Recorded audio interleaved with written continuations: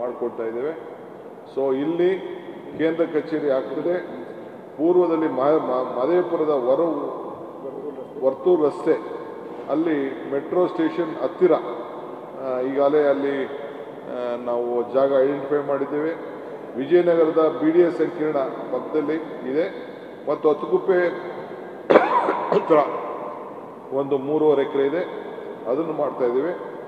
ಮತ್ತು ಚಕ್ರಹಳ್ಳಿ ಗ್ರಾಮದ ಉತ್ತರಕ್ಕೆ ಅಲ್ಲಿ ಮತ್ತು ಇನ್ನೊಂದು 2 ಜಾಗ ಹುಡುಕಿದ್ದೇವೆ, ಅಲ್ಲೂ ಮಾಡ್ತಾ ಇದ್ದೇವೆ. ಮತ್ತು ದಕ್ಷಿಣದಲ್ಲಿ ಬನಶಂಕರಿ ಪಕ್ಕದಲ್ಲಿ ಒಂದು 3 ಎಕರೆ ಜಾಗ ಇದೆ, ಅಲ್ಲಿ ತೀರ್ಮಾನವನ್ನು ನಾವು ಹೊಸ ಕಟ್ಟಡ ಕಟ್ಟಲಿಕ್ಕೆ ನಾವು ಮಾಡ್ತಾ ಇದ್ದೇವೆ.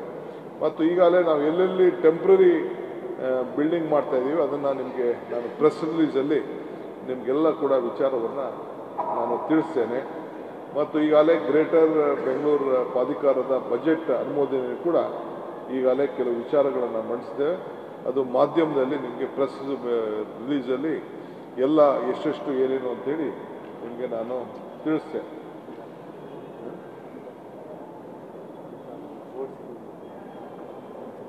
ಆಮೇಲೆ ಮುಂದಕ್ಕೆ ಹಿಂದೆ ಕಾರ್ಪೊರೇಷನ್ ಕಮಿಷನರ್ಗೆ ಮತ್ತು ಕಮಿಟಿಗೆ ಮತ್ತು ಸಭೆಗೆ ಒಂದು ನಿಗದಿ ಇತ್ತು ಹಣ. 5 ಕೋಟಿ ಮೇಲೆ ಅವರು ಖರ್ಚು ಮಾಡೋಕ್ಕೆ ಅವಕಾಶ ಇರ್ತಿರಲಿಲ್ಲ. ಈಗ ಸಭೆ ಕಾರ್ಪೊರೇಷನ್ ನಮ್ಮ ಕಮಿಷನ್ ಇದಕ್ಕೆ ಬೋರ್ಡ್ ಏನಿದೆ ಮೇಯರ್ ಅಧ್ಯಕ್ಷತೆಯಲ್ಲಿ 10 ಕೋಟಿ ರೂಪಾಯಿವರೆಗೂ ಕೂಡ ಕೌನ್ಸಿಲ್ಗೆ ಖರ್ಚು ಮಾಡಲಿಕ್ಕೆ ಈಗ ಅವಕಾಶ ಮಾಡಿಕೊಟ್ಟಿದ್ದೇವೆ. ಮೊದಲು 5 ಕೋಟಿ, ಆಮೇಲೆ ನಮ್ಮ ಇವ್ರಿಗೆ ಕಮಿಷನರ್ 1 ಕೋಟಿ ಇತ್ತು, 3 ಕೋಟಿ ರೂಪಾಯಿವರೆಗೂ ಕೂಡ ಅವರು ಕೊಡಲಿಕ್ಕೆ ಅವ್ರಿಗೆ ನಾವು ಅವಕಾಶವನ್ನು ನಾವು ಮಾಡಿಕೊಟ್ಟಿದ್ದೇವೆ. ಇದಲ್ಲದೆ ಸ್ಟ್ಯಾಂಡಿಂಗ್ ಕಮಿಟಿಗೆ 5 ಕೋಟಿವರೆಗೂ ಕೊಡ್ತಾ ಇದ್ದೀವಿ. ಅಂದರೆ ತಾವು ಇದನ್ನು ಗಮನಿಸಬೇಕು.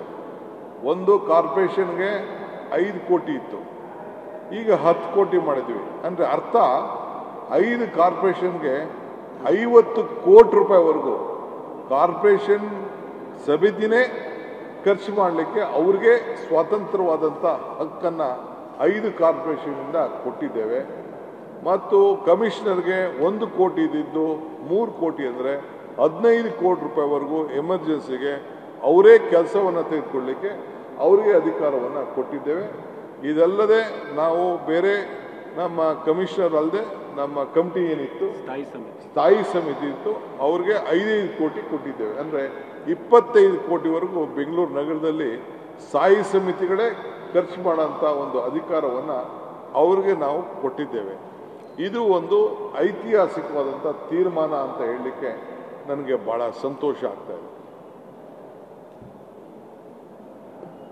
ಸೊ ಇನ್ನೇನಾದರೂ ನೀವು ಪ್ರಶ್ನೆ ಕೇಳಿ.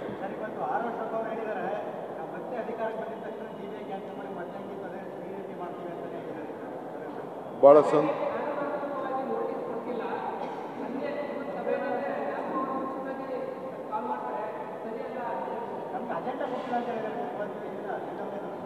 ಬಹಳ ಸಂತೋಷ. ನಾವು ಬರೀ ಮೀಟಿಂಗ್ ನೋಟಿಸ್ ಕಳಿಸಿದ್ದೀವಿ. ಇದು ಅಸೆಂಬ್ಲಿ ಫಸ್ಟ್ ಮೀಟಿಂಗ್ ಆದಾಗ ಇಲ್ಲ ಪಾರ್ಲಿಮೆಂಟ್ ಆದಾಗ ಯಾರಿಗೂ ಅಜೆಂಡಾ ಕೊಡೋದಿಲ್ಲ. ಏನು ಅಜೆಂಡಾ ಯಾವ ದಿಕ್ಕಿನಲ್ಲಿ ಹೋಗಬೇಕು ಅಂತೇಳಿ ಇಲ್ಲಿ ತೀರ್ಮಾನ ಮಾಡಬೇಕು. ಆ ದೃಷ್ಟಿಯಿಂದ ಇಲ್ಲಿ ಕೆಲವು ತೀರ್ಮಾನಕ್ಕೆ ನಾವು ಅವ್ರು ಕೊಟ್ಟಿದ್ದೇವೆ. ಅವ್ರಿಗೆ ಇನ್ವಿಟೇಷನ್ ಕಳಿಸಿದ್ದ. ಇವತ್ತು ಅವರು ಇಲ್ಲಿಗೆ ಬರದೇ ಇರೋದು ಏನು, ನಾನು ಒಬ್ಬ ಹಿರಿಯ ನಾಗರಿಕರಾಗಿ ಅಪೋಸಿಷನ್ ಪಾರ್ಟಿ ಲೀಡರ್ಸ್ ಆಗಿ ಅವರು 12-13 ಜನ ಶಾಸಕರು ಇದ್ಕೊಂಡು ಬಹುಶಃ ಬೆಂಗಳೂರು ನಗರಕ್ಕೆ ವಿರುದ್ಧವಾಗಿ ಅವರು ಕೆಲಸವನ್ನು ಮಾಡ್ತಾ ಇದ್ದಾರೆ. ಅವರು ಬೆಂಗಳೂರು ನಗರದ ನಾಗರಿಕರಿಗೆ ಮಾಡಿರುವಂಥ ಒಂದು ದೊಡ್ಡ ದ್ರೋಹ.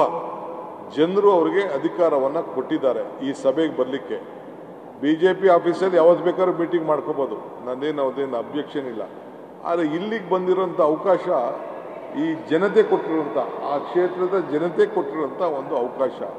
ಸೊ ಆ ದೃಷ್ಟಿಯಿಂದ ಇವತ್ತು ಅವರು ಇಲ್ಲಿಗೆ ಬರಲಿಲ್ಲ. ಬೆಂಗಳೂರು ನಗರದ ಜನತೆಯ ವಿರುದ್ಧವಾಗಿ ಜನತೆಗೆ ಅನುಕೂಲ ಆಗುವಂಥ ತೀರ್ಮಾನವನ್ನು ಅವ್ರ ಕೈಲಿ ಮಾಡೋಕ್ಕಾಗದೆ, ನಗರದ ಜನತೆಯ ಧ್ವನಿಯನ್ನು ಅವ್ರ ಕೈಲಿ ಕೊಡೋಕ್ಕಾಗದೆ ಇವತ್ತು ಅವರು ಭಾಗವಹಿಸಿಲ್ಲ. ನನಗೆ ಭಾಳ ವಿಷಾದ ವ್ಯಕ್ತಪಡ್ತಾ ಇದ್ದೇನೆ.